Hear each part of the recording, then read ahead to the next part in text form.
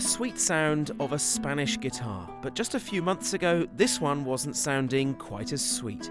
Thrown out with the rubbish, it was discovered lying battered on a council tip.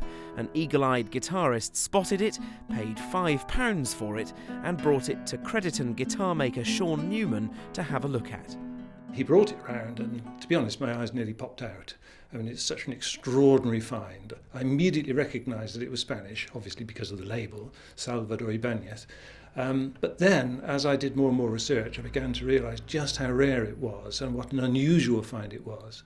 The key is the address on the maker's label, a workshop in Valencia which Ibanez only occupied between 1898 and 1906, so it's definitely over 100 years old. Shaun Newman has spent 6 weeks restoring it. Well, the principal damage really ran round the side, and there was a really big gash running around the almost entire length of the side, starting right down at the bottom here and through, and it was big enough for you to put your fingers through.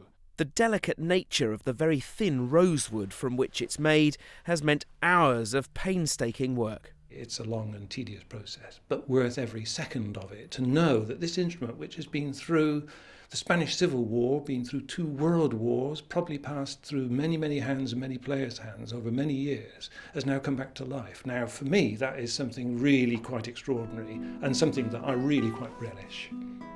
Guitars this rare don't often come up for sale, so it's hard to put a price on it.